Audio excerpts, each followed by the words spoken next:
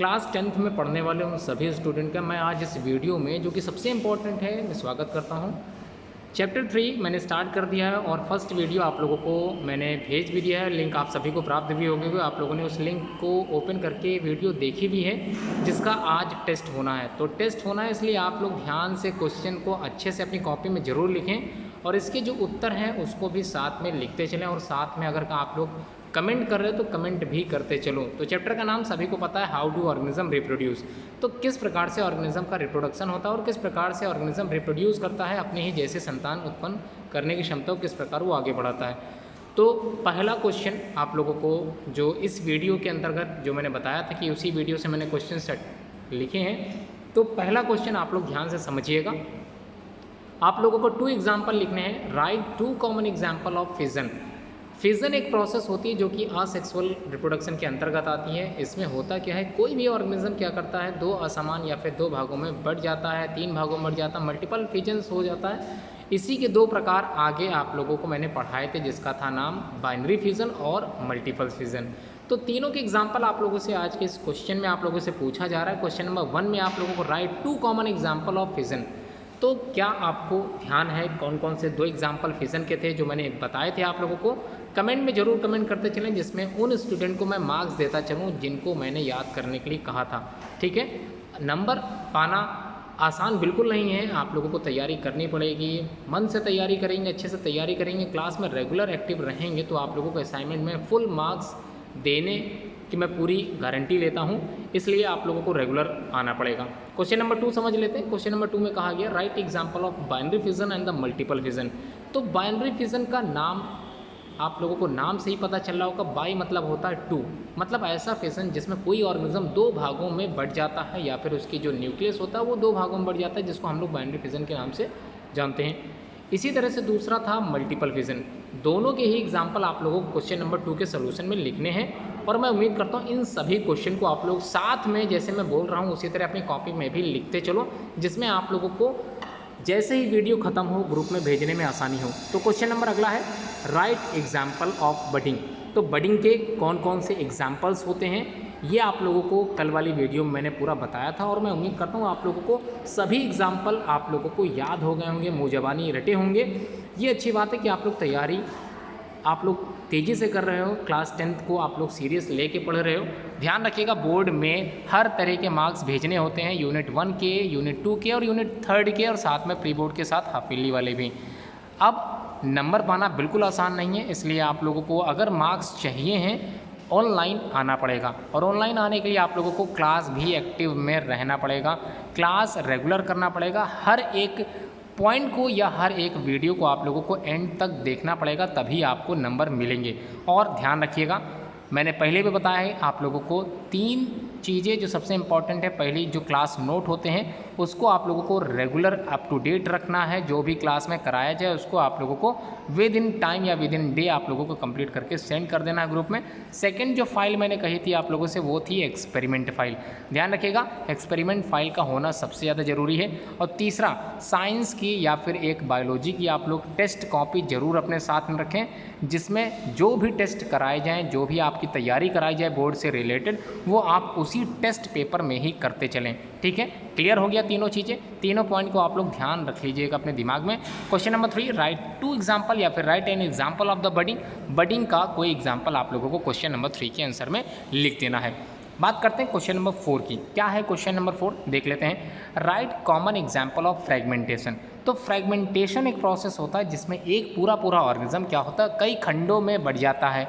तो जो फ्रैगमेंट्स होते हैं ये बेसिकली एक variety of the living organism के अंतर्गत आता है, जिसका मैंने आप लोगों को कल की वीडियो में सब कुछ डिटेल में बताया था और मैं उम्मीद करता हूँ आप लोगों ने डिटेल वीडियो सुनी होगी, समझी होगी और जानी होगी। तो बात करते हैं फिर से एक बार मैं बता देता हूँ क्वेश्चन नंबर 1 से लेके क्वेश्चन नंबर 4 तक। राइट 2 एग्जाम्पल ऑफ फिजन का आप लोगों को बताना था। सेकंड क्वेश्चन में फाइनल बाइनरी फिजन और मल्टीपल फिजन के एग्जाम्पल बताने थे। थर्ड क्वेश्चन में बडिंग बताना था और फोर्थ क्वेश्चन में फ्रेगमेंटेशन के जो एग्जाम्पल आप लोगों को मैंने बताए हैं वो आप लोगों को क्वेश्चन नंबर 4 में कंप्लीट करना था। अब बात कर लेते हैं क्वेश्चन नंबर 5। क्वेश्चन नंबर 5 में क्या था, right common example of sporulation.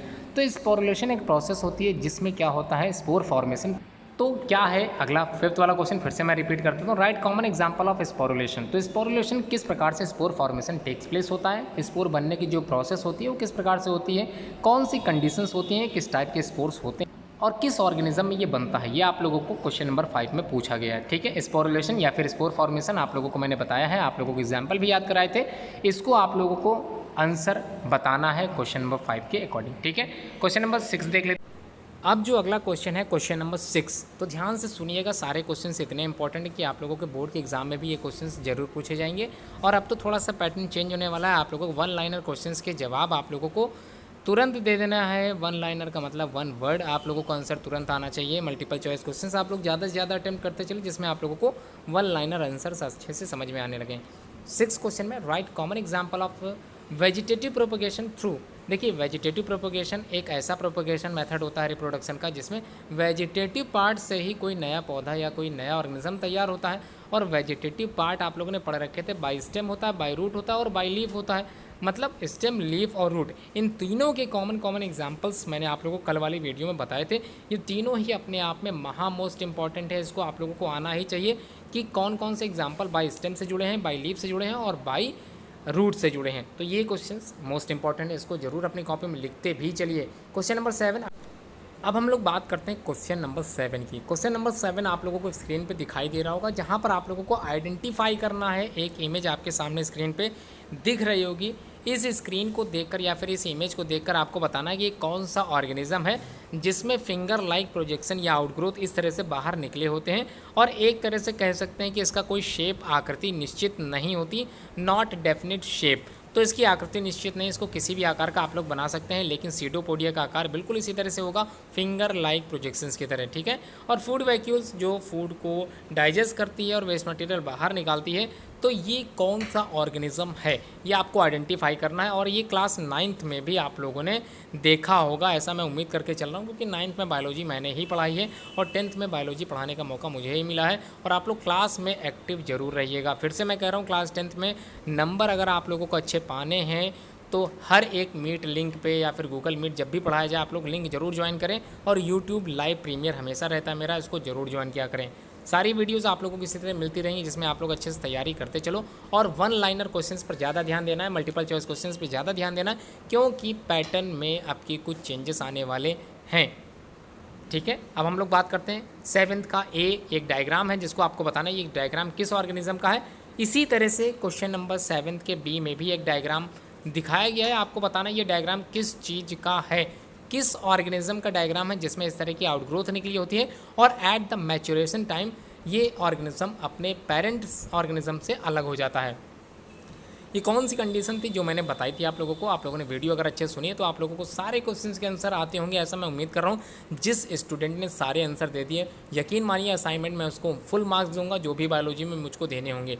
तो फुल मार्क्स पाने हैं तो सारे क्वेश्चंस के आंसर आप लोगों को सही बताने होंगे। और सही बताने के लिए आप लोगों को वीडियो पूरी प्रॉपर वे में देखनी होगी। आप लोगों से मैंने कल ही कहा था कि वीडियो को 3 से 4 बार जरूर देखें, जिसमें आप लोगों की तैयारी इतनी अच्छी हो सके कि साइंस में आप लोग 80+ में जाओ।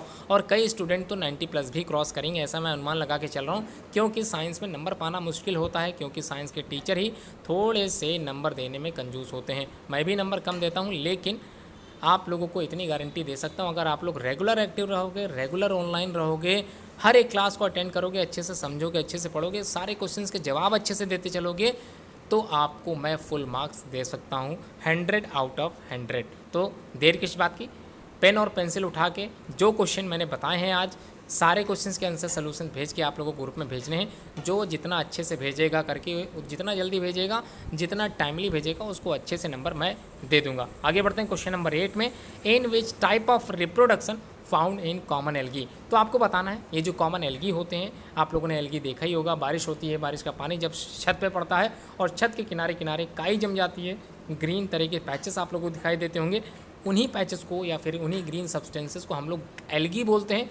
ये एल्गी फोटोसिंथेसिस की प्रोसेस को बहुत ही ज़्यादा करते हैं, या फिर ये कहते हैं फोटोसिंथेसिस ज़्यादा मात्रा में करने वाले जो ऑर्गेनिज्म होते हैं वो होते हैं एल्गी। तो हमारा जो वायुमंडल शुद्ध होता है, साफ़ होता है, तो फोटोसिंथेसिस की वजह से ही होता है, जिसमें पेड़ पौधे अपना भोजन भी बनाते हैं और साथ में ऑक्सीजन गैस का जो है निकालने वाली जो प्रोसेस होती है ऑक्सीजन गैस की, वो भी इसी में करते हैं। तो समझ में आ गया भी। क्वेश्चन नंबर 8 भी क्लियर हो गया। In which type of reproduction found in common algae, algae में किस प्रकार का असेक्सुअल रिप्रोडक्शन होता है ये आपको बताना है। क्वेश्चन नंबर 9 देख लेते हैं। विच type of reproduction found in fungus, तो फंगस में किस प्रकार का रिप्रोडक्शन होता है। कई स्टूडेंट फंगस नहीं बता पा रहे थे कि फंगस होता क्या है। आप लोग याद कीजिए, सैटरडे को अगर आप लंच में ब्रेड लाए हों और ब्रेड लाने के बाद आप उसको खाना भूल गए हों, वापस लंच घर पे पहुंच गया हो, घर पर जब पहुंचा हो गर्मी बहुत थी, सैटरडे निकल गया, पूरा संडे निकल गया, मंडे को थी छुट्टी या फिर फीस हॉलीडे थी, अब बात होती है ट्यूसडे की। ट्यूसडे को आपने लंच निकाला, देखा उसमें ब्रेड रखी है, ब्रेड पे वाइट पैचेस पड़ गए हैं, तो जो वाइट धब्बेनुमा आकृति आप लोगों को दिखाई दे रही थी वही है फंगस। तो फंगस मिल गया। और आप लोगों ने आजकल जो फंगस वाली बीमारी चल रही है, white fungus, black fungus, yellow fungus, तो इसको भी मत भूलें, ये भी एक तरह का फंगस ही है। आगे बढ़ते हैं। क्वेश्चन आखिरी है, लास्ट क्वेश्चन है, question number 10। Which type of asexual reproduction found in unicellular organism. Unicellular मतलब एक कोशिकीय जीवों में, अ सिंगल सेल ऑर्गेनिज्म में इस तरह के जो होते हैं, जैसे अमीबा हो गया, पैरामीशियम हो गया, यूग्लिना हो गया, इन सभी में इस तरह के असेक्सुअल रिप्रोडक्शन पाया जाता है। तो कौन सा असेक्सुअल रिप्रोडक्शन पाया जाता है यूनिसेलुलर ऑर्गेनिज्म में, जैसे कि अमीबा हो गया, पैरामीशियम हो गया, यूग्लिना हो गया, इन तीनों में कौन सा सेक्सुअल रिप्रोडक्शन का टाइप पाया जाएगा ये आपको बताना है। उम्मीद करता हूँ वीडियो आपको अच्छे से समझ में आई होगी। क्वेश्चन सारे आप लोग अटेम्प्ट करोगे। क्वेश्चन 10 ही है, 10 के आंसर आप लोगों को टाइमली सेंड करने हैं। जो क्वेश्चन 10 के आउट ऑफ 10 आंसर सही देगा उसको असाइनमेंट में फुल मार्क्स मिलेंगे। ठीक है, thanks for watching this video.